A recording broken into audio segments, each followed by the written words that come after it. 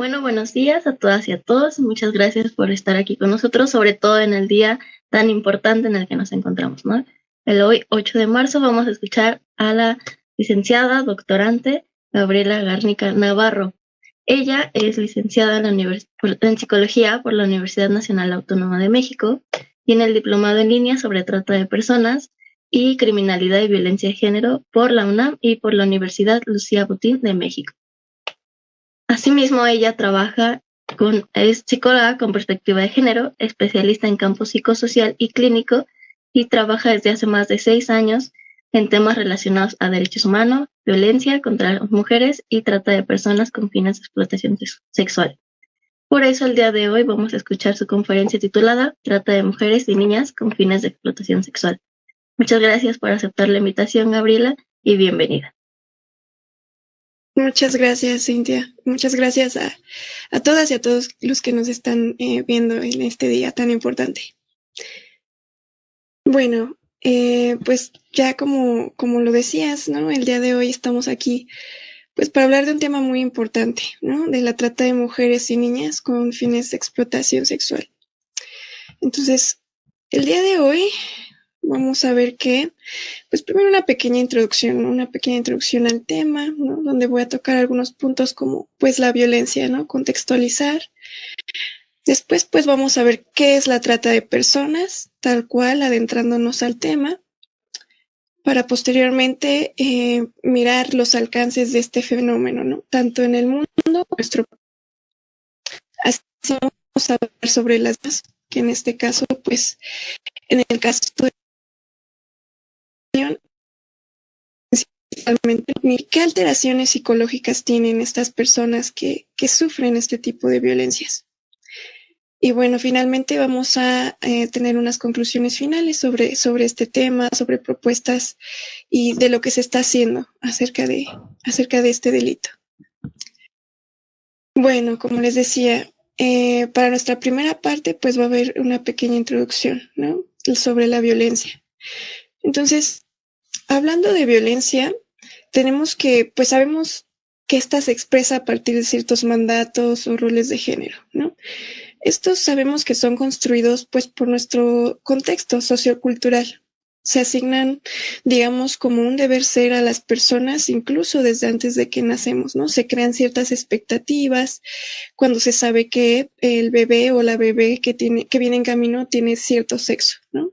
Entonces se van asignando estas expectativas y estas narrativas sociales sobre nuestro sentir, sobre nuestro pensar y actuar dependiendo de esto, ¿no? Entonces, en la actualidad sabemos que esta violencia se ha convertido en un tema recurrente, sobre todo para nuestro país.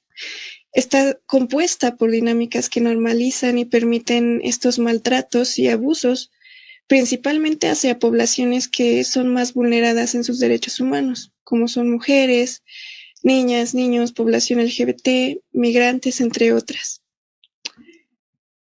Entonces, sabemos que existen diferentes tipos de violencia, ¿no? Esto de acuerdo con la Ley General de Acceso de las Mujeres a una Vida Libre de Violencia. Por ejemplo, tenemos la violencia sexual, ¿no? La violencia física, la violencia psicológica, que puede ser chantaje emocional, hacer sentir menos a la persona, ¿no? Violencia patrimonial, que esto es más relacionado hacia sus cosas. Por ejemplo, actualmente lo podemos ver en conductas como de cuando te quieran quitar el celular, ¿no? O que confisquen cosas personales.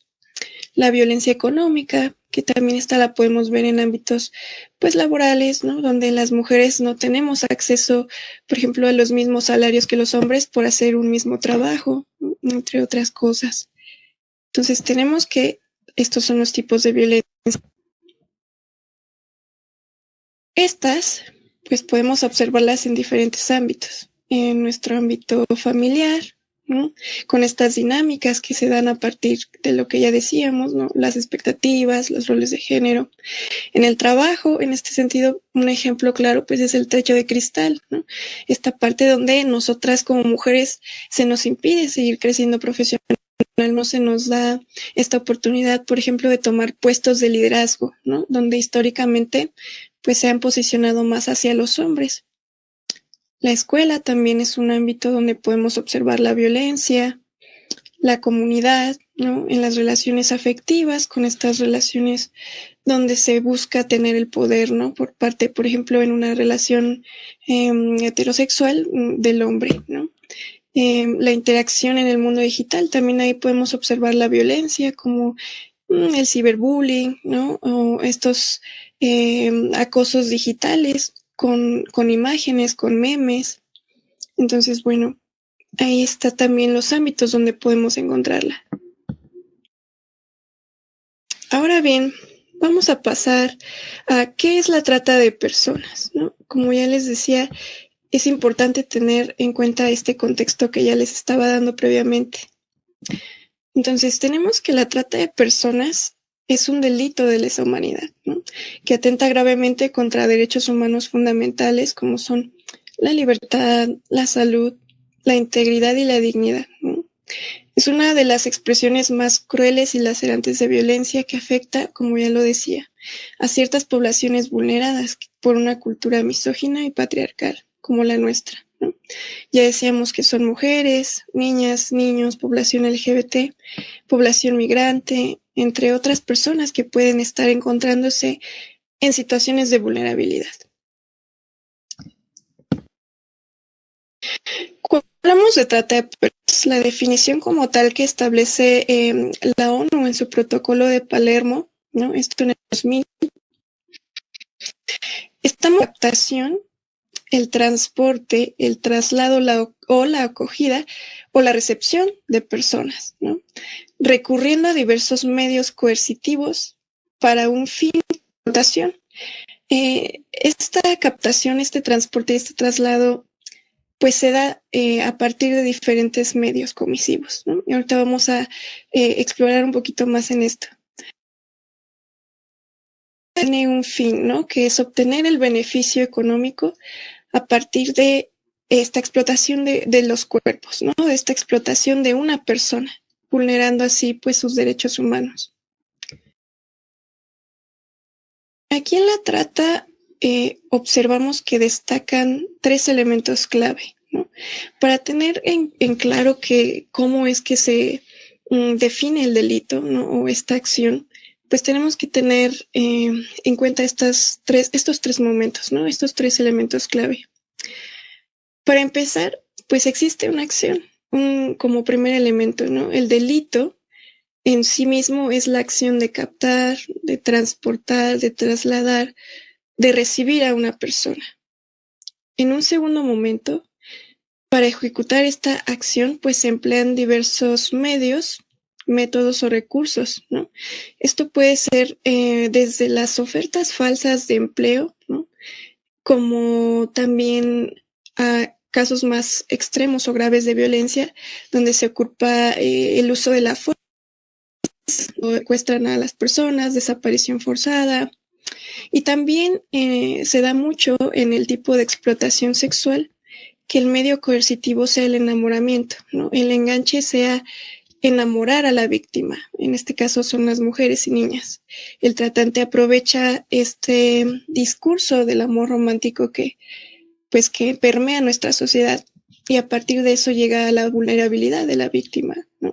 Por medio del enamoramiento. Entonces tenemos varios medios por los cuales se puede ejecutar esta acción, cuyo propósito final pues es la explotación.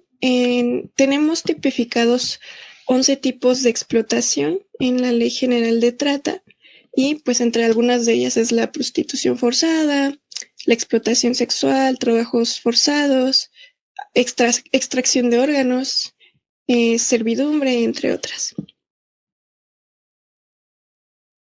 Entonces vamos a ver cuáles son los del fenómeno, ¿no? ¿Qué es lo que está pasando en nuestro país y qué es lo que está pasando en el mundo con este tema? Sabemos actualmente, si bien tal vez no existen cifras oficiales, y esto es por la complejidad del delito, ¿no? Porque muchas veces el delito de trata de personas, al ser tan complejo en estas 3 etapas que acabo de explicar, se suele confundir con otro tipo de delito, ¿no? Entre otros, pues se suele confundir tal vez con un secuestro. Incluso, ¿no?, que he llegado a trabajar yo con este tema y con las víctimas, es común también que se confunda con delitos de violencia familiar, ¿no?, que quede en el entorno familiar. Entonces, esto y la complejidad en detectar a las redes, ¿no?, que están operando hace que no existan estas cifras oficiales, que entre las instituciones varíen mucho. Es cierto que no existen estas estimaciones tan oficiales, se hacen otras, ¿no?, que indican que la trata puede generar recursos ilícitos, ¿no? O sea, estamos hablando de algo muy importante, de un fenómeno grande, ¿no? O sea, cerca de 10 millones de dólares anuales. Esto quiere decir que la trata de personas se posiciona como uno de los 3 delitos con mayores ganancias de la delincuencia organizada, a la par de delitos como tráfico de armas y también narcotráfico, ¿no? Entonces es un problema muy importante del que, bueno, tenemos que o tendríamos que estar hablando, ¿no? Ahora bien, en esta parte hay algunos factores de riesgo, ¿no? Hay que hablar de factores de riesgo y de vulnerabilidades. En este sentido, tenemos que el incremento en el uso de las redes sociales ha permitido que este delito vaya mutando, ¿no? Que a través de las redes sociales, de aplicaciones donde a lo mejor las mujeres adultas, las jóvenes o niñas, niños son engañados para tener esta conexión o caer en manos de los tratantes, ¿no? Por ejemplo, durante la pandemia se dio mucho un fenómeno donde las niñas y los niños que estaban pues tomando sus clases en línea y conviviendo más como en entornos online, eh, se generaban nuevas conexiones con otras personas, ¿no? Y que estas personas detrás de la pantalla no sabíamos si se trataban de un tratante o de personas que pudieran ser reales, ¿no? Esto se dio mucho en videojuegos. Hay algunos artículos que salen poco, ¿no?, que hablan sobre esto, que los entornos digitales de videojuegos también son la forma en la que los tratantes están tratando de alcanzar a estas víctimas potenciales, ¿no? La pandemia por COVID también trajo una mutación en el delito y nuevas formas en las que se mueven estas redes, ¿no? También tenemos como factor de riesgo pues los desplazamientos forzados, la guerra, ahora que está la guerra en Gaza, ¿no?, con Israel, pues bueno, hay personas desplazadas por este conflicto, ¿no? Y esto la hace en estados de vulnerabilidad en las que los tratantes o las redes delincuenciales pueden aprovechar, ¿no? También la falta de oportunidades, que eso también genera situaciones de vulnerabilidad, ¿no?, violencia y, bueno, la desigualdad social que vivimos cada día. Ahora bien, en nuestro país, ¿qué es lo que está pasando? Pues observa, es un lugar de origen, de tránsito y de destino de trata de personas, ¿no? Aquí pueden salir víctimas que las trasladan a otros países, ¿no?, incluso a otros continentes. También puede ser un lugar de tránsito donde, si bien no es el destino final en nuestro país donde se va a explotar a la víctima, pues es un lugar de paso, ¿no? Por aquí pasan para traficar con esas personas. Y también es un país de destino, ¿no?, donde vienen otras víctimas de otros lugares, de otras latitudes, y son explotadas aquí finalmente. De acuerdo con la CNDH, en 2019, y en las cifras más actuales también las estimaciones no varían tanto, el 85% de las víctimas de trata de personas con fines de explotación sexual son mujeres, cuales un 25%, entre un 25% son niñas. Entonces, esto nos habla de una carga también de género muy importante hacia la problemática. Y como ya les decía, estas son cifras que no están considerando también pues las cifras negras, digamos, del fenómeno que se están perdiendo debido a esta complejidad en el rastreo de la huella delictiva, ¿no? Y de casos que, si bien no se tipifican como tal, a tal vez de pues una perspectiva más sensible de las leyes,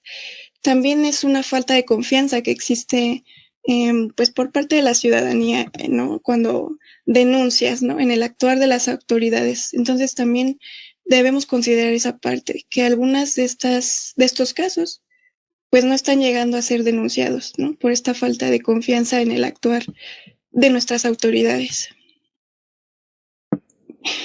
Y bueno, tenemos que la cifra de víctimas de trata de personas, de acuerdo con la ONU, pues aumentó un 67.3% de 2020 a 2021. Como ya les decía, este es el periodo en el que estuvimos, digamos, en un periodo más álgido de la pandemia, ¿no? Entonces, los medios digitales también es una nueva modalidad en la que, ya les decía, los tratantes, las redes delincuenciales, aprovechan para llegar a las víctimas. Entonces, también es por eso que se ve este aumento, ¿no? Y pues bueno, son los factores de riesgo los que continúan perpetuando estas violencias contra las mujeres y niñas. Ahora bien, vamos a hablar un poquito más pues sobre las víctimas, qué es lo que pasa con ellas. Pues bueno, sabemos que es complejo, ¿no? Sobre la complejidad de establecer un perfil. Es un tanto aventurado tratar de poner causas o un perfil exacto de una persona, ¿no? Sobre la víctima, porque pues al final del día cualquier persona pues está sujeta a ser objeto de violencias y de la delincuencia organizada. Sin embargo, pues podemos hablar de factores de riesgo, como ya les estaba comentando, ¿no? Y que estos, como ya hemos visto, pues lamentablemente nos colocan principalmente a las mujeres, a las niñas, a los niños, pues en situaciones de vulnerabilidad y de violencia, ¿no? Entonces, cosas como la desigualdad de género, la falta de oportunidades educativas, laborales, económicas, la pobreza, ¿no? Desplazamientos forzados, guerra, etcétera, ¿no? Son algunos de estos factores de riesgo que pues colocan a las personas en una situación de potencial de ser víctimas. Ahora bien, sabemos, ¿no?, que también, por ejemplo, la pobreza es un factor de riesgo que no puede ser explicado sin tomar en cuenta pues componentes de exclusión social, como son precariedad en un contexto, por ejemplo, servicios públicos, sanitarios, la falta de ingresos económicos. Ahora, como hemos visto, ¿no?, la inflación, el aumento en el costo de servicios, ¿no?, de propiedades, incluso pues ya a últimos tiempos estamos hablando también de una crisis inmobiliaria, por ejemplo, ¿no?, aquí en nuestro país, en Ciudad de México. O sea, hay muchos factores, la escasa remuneración, ¿no?, de trabajos, la falta de vacantes, hacen que personas, ¿no?, que las personas pues migren a otros lugares, ¿no?, y con la esperanza de encontrar a lo mejor pues oportunidades más favorables para desarrollarse, alcanzar una vida digna, ¿no?, al final del día. Entonces, toda esta exclusión, como lo dicen Legoff y Lothar, que son unos investigadores en el tema, ¿no?, que han mencionado que pues esta exclusión ha afectado particularmente a las mujeres, quienes realizamos o realizan trabajos tradicionalmente asignados por su sexo, ¿no? Por ejemplo, bailarinas, modelos, empleadas domésticas, ama de casa, que pues sabemos que no es un remunerado, y usualmente estos son ubicados dentro de una economía informal, ¿no? Que no tiene, por ejemplo, pues prestaciones de ley, ¿no? Y lo que las expone a la falta de una protección legal, social, económica, y yo diría que hasta también de salud, ¿no? Así como a condiciones de explotación, aumentando estos riesgos, ¿no? Estos riesgos que ya les decía de caer en las manos de la delincuencia. Ahora bien, podemos hablar de, si bien no hay un perfil exacto de las víctimas, sí podemos hablar también, además de factores de riesgo, pues también sobre elementos comunes, ¿no? En estas personas. Hay elementos como pues haber sobrevivido a la violencia física, familiar y o sexual, donde quizás desde muy niñas o niños, ¿no?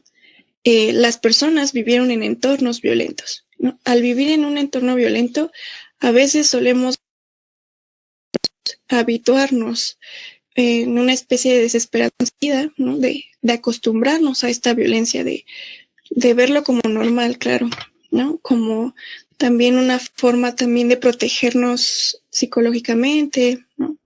Entonces, haber sobrevivido puede ser un factor o un elemento común entre las víctimas, así como haber vivido discriminación, abandono. Esto versa sobre lo mismo, tipos de violencia, y bueno, también en su autoestima, que tengan una autoestima o una autoimagen dañada, ¿no? Si desde niñas o niños, o si desde algún tiempo se les ha hecho creer que pues no tienen valor como personas, ¿no? O que están solas, solos, pues claro que la autoestima y la autoimagen se ve dañada. Y bueno, como ya les decía, estar en una situación de vulnerabilidad.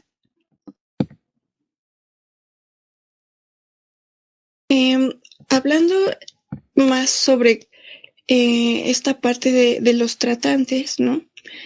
La esclavitud a la que pueden estar sometidas las víctimas de trata es posible, además de pues toda esta estructura, ¿no? que lo permite, esta estructura violenta en la que nos encontramos, pues también es posible mediante el uso de poder que emplean estas personas, ¿no? Diversos mecanismos de control que emplean los tratantes, los clientes también, porque hay que hablar de los clientes, e incluso podrían ser otras víctimas que pues son obligadas a hacerlo, ¿no? Y esto pues viola totalmente los derechos y la dignidad de las personas y que pues inevitablemente las coloca en una posición aún más vulnerable de la que ya estaban. Entonces tenemos que el daño físico, psicológico y emocional pues tiene por objetivo mantenerlas en un estado de inmovilidad e indefensión, donde el miedo y el estrés pues las mantiene cautivas y dependientes de sus captores. Algunos de estos medios de control, digamos que han sido observados que ejercen estas personas, pues son la violencia psicológica, la violencia física, violencia sexual, aislamiento social, privación de la libertad, chantaje, presión de las supuestas deudas, porque los tratantes usan mucho esto cuando, por ejemplo, la víctima ha sido engañada con una falsa oferta de empleo, por ejemplo, suelen trasladarlas de un lugar a otro diciéndoles que les van a adelantar un sueldo, ¿no? O que les van a adelantar cierto pago que después se va a cubrir ya cuando comiencen a trabajar en el lugar, ¿no? Entonces, las personas van adquiriendo deudas en este transcurso y en este engaño, ¿no? Que después se vuelven impagables. Los tratantes utilizan esto también como un medio de enganche del dinero, ¿no? El poder del dinero, donde pues tú adquieres una deuda conmigo y no puedes liberarte porque me debes, ¿no? Entonces, hasta que no me pagues, no te puedes ir. Entonces, pues por eso vemos aquí que hacen mención a esta presión de las supuestas deudas, violencia patrimonial, suministro de sustancias, negación de alimentos, largas jornadas, privación de sueño, exposición y una estigmatización, ¿no? Porque también la carga sociocultural, la carga moral, ¿no? Por ejemplo, en la explotación sexual, es compleja, ¿no? Es compleja. Entonces, bueno, algunas de estas alteraciones que tienen las víctimas a partir de este conjunto de violencias que se ejerce, pues son dolor en extremidades, abdomen, espalda, trastornos del sueño, fatiga crónica, llantos, náuseas. O sea, vemos que son demasiadas, ¿no? Hay realmente una alteración importante en su estado físico y que esto también contribuye a que no se sientan capaces de salir de esa situación, ¿no? Porque también son cuerpos muy, muy violentados, ¿no? Y bueno, pasando al plano de las alteraciones emocionales y conductuales, pues lo más frecuente es el enojo, el miedo, la culpa por encontrarse en una situación así, la ansiedad, la angustia, irritabilidad, tristeza, baja autoestima, aplanamiento emocional, entre otras. Mientras que las alteraciones conductuales pues se presentan a través de un aislamiento, retiro, fobias, hipervigilancia, desinterés, ¿no? Cambios en una capacidad de relacionarse con los demás, porque pues también, por ejemplo, en este fin de explotación sexual, las víctimas solo conviven con las personas que son los clientes, ¿no? Y otras víctimas, en su mayoría, son aisladas totalmente, son aisladas justo para evitar que puedan denunciar a los tratantes, ¿no? O que las observen y haya otro tipo de denuncias. Entonces esto también es importante considerarlo. En alteraciones cognitivas, bueno, pues tenemos frecuentes, se relacionan, claro está, con un trastorno de estrés postraumático, ¿no? Deficiencias en la atención, en la concentración. Las víctimas pueden llegar a revivir sus experiencias. Puede ser que pues ya no se encuentren en una situación o no estén expuestas directamente a la violencia en ese momento, pero llega el recuerdo, ¿no? Llega el recuerdo por algún olor, por algún sonido, por alguna imagen que vino, ¿no? A la cabeza, a la mente. También tienen pensamientos suicidas, amnesia, episodios de disociación, problemas de memoria. Y destacar que no solamente pues observamos alteraciones cognitivas, físicas, emocionales o conductuales, ¿no? También es importante mencionar que de igual manera pues existen consecuencias sobre la salud sexual y reproductiva de estas mujeres y de estas niñas, ¿no? Por ejemplo, pues las infecciones de transmisión sexual como VPH, VIH, embarazos no deseados, ¿no? Abortos o traumatismos ginecológicos también podrían ser resultado de esta violencia.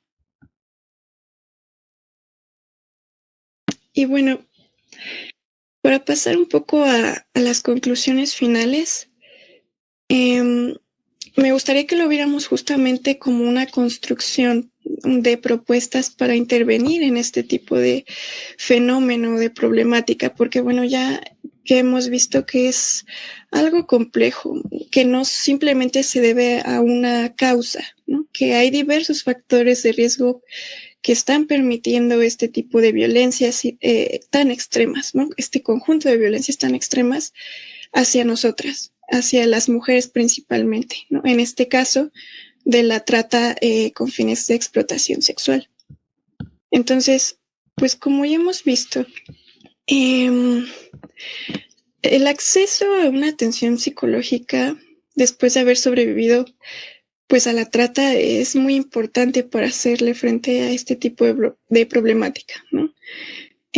A partir de una intervención podemos llegar también con las personas que han sobrevivido a este tipo de violencia y podemos escuchar, empatizar qué es lo que necesitan, cuáles son sus necesidades, ¿no? Entonces, es un terreno que nos aporta esta posibilidad de incidir en política pública, en protocolos de asistencia, ¿no? A partir de observar qué es lo que pues está dando un resultado en cuanto a la atención para las víctimas y qué es lo que a lo mejor no nos está sirviendo mucho, ¿no? Entonces, tenemos que ser más sensibles y flexibles pues respecto de también el contexto en el que estamos viviendo, ¿no? De todos estos roles, de todos estos mandatos, de esta misoginia, ¿no? Que existe en el entorno, también para comprender un poco, pues, por qué las personas son víctimas, ¿no? Porque no todo recae en que, por ejemplo, por decir algo, ¿no?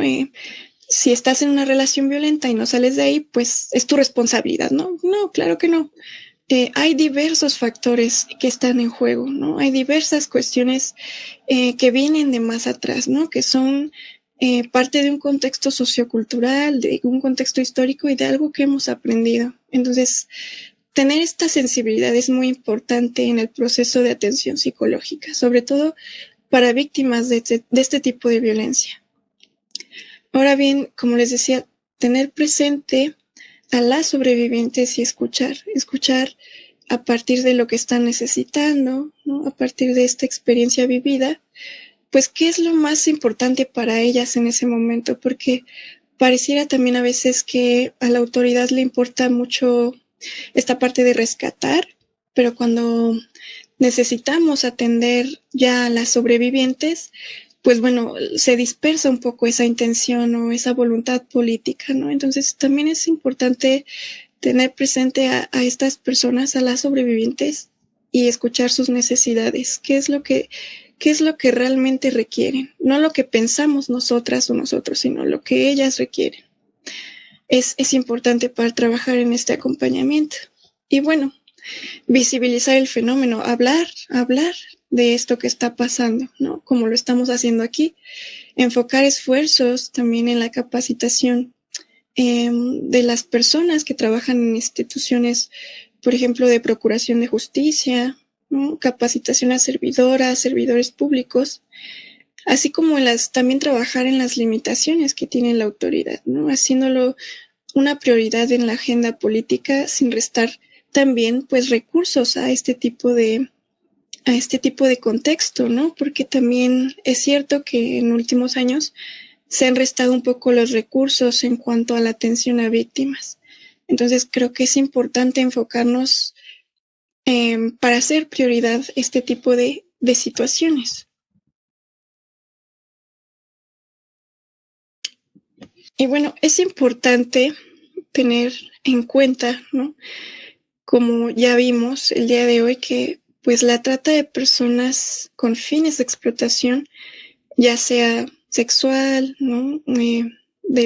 Laboral, en este caso pues sexual, porque es de la que hablamos el día de hoy, pues es un delito grave que viola de manera sistemática los derechos humanos de mujeres y niñas, exponiendo crudamente la violencia estructural y sociocultural que existe hacia esta población. Entonces, pues para prevenir esta violencia es necesario cuestionar justamente pues estas prácticas cotidianas de poder, dejando de normalizar la violencia hacia las mujeres que surge a partir de representaciones y mandatos de sexo o género.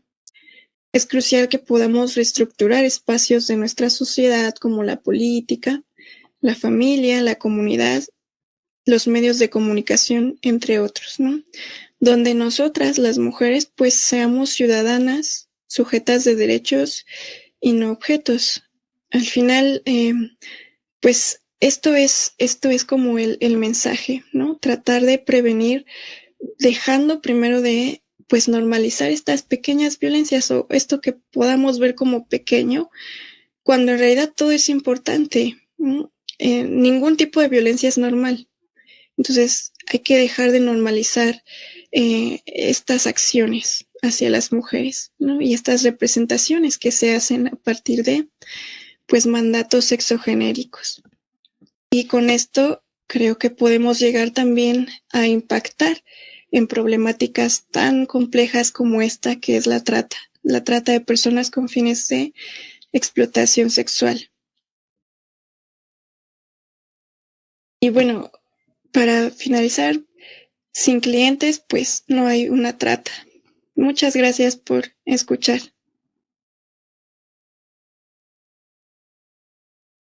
Muchísimas gracias, doctorante Gabriela. Ha sido un placer y ha sido bastante interesante escucharle el día de hoy hablar sobre este tema, sobre todo en el Día Internacional de la Mujer, que es hoy, el día 8 de marzo.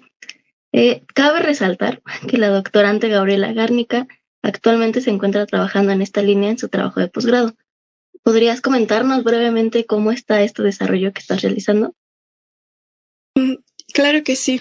Muchas gracias, Cintia.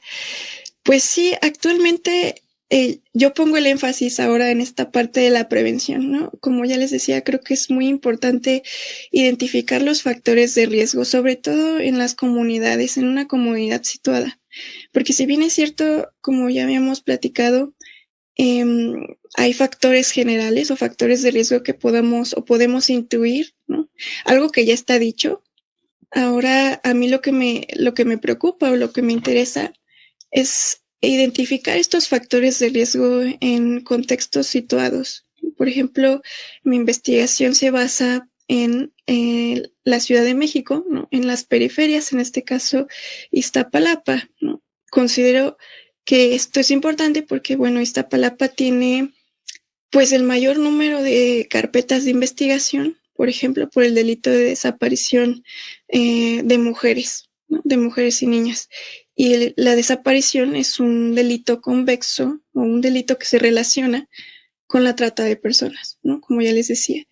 Y también Iztapalapa es la alcaldía que tiene el mayor número, ¿no? De denuncias por violencia contra las mujeres, ¿no? Violencia familiar.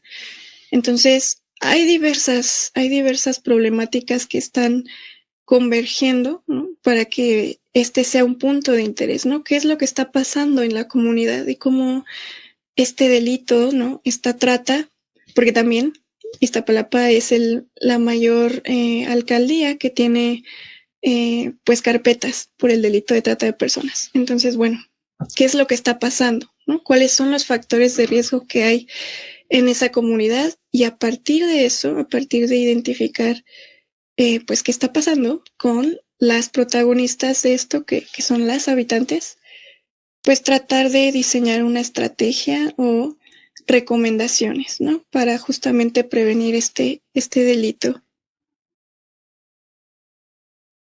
Y bastante interesante su forma de acercarse. Esperamos que le vaya muy bien y ya podremos después ver sus resultados por estos lados. No sé si desea añadir algo más. Pues no me queda más que agradecer el espacio, ¿no? Porque como ya les decía, creo que una primera acción o una acción importante, primordial, es hablar sobre este tema, ¿no? Es hablar sobre este fenómeno que está sucediendo y que, a mi parecer, creo que no se le da la importancia de vida, como otros temas que están a la par, como ya mencionaba, ¿no? Es un delito que genera ganancias importantes a la delincuencia organizada, ¿no? Uno de los 3 delitos a la par de el tráfico de armas y el narcotráfico, ¿no? Y entonces también está la trata de personas. Y creo que no se le da el foco suficiente a la problemática y eso también hace que vaya incrementando. Entonces, pues más que nada agradecer el espacio para hablar de esto y que pueda llegar también a más personas, ¿no? Porque es parte de hacer comunidad y de tratar de hacer este frente común para prevenir este tipo de situaciones. No, muchísimas gracias a usted por su tiempo y por compartir con nosotros su amplia experiencia. También les agradecemos a todas y a todos los que nos siguen y están viendo esta conferencia en estos momentos y les recordamos que esta conferencia quedará grabada en nuestro canal. Si desean acceder a una constancia, manden su mensajito a través de nuestras redes en el número de la asociación para que podamos gestionar esa parte. Finalmente, les recordamos que tendremos la siguiente conferencia titulada La violencia de género en el amor romántico en el marco del 8 de marzo. Muchas gracias, doctorante, y muchas gracias a todos los que nos ven el día de hoy. Hasta luego.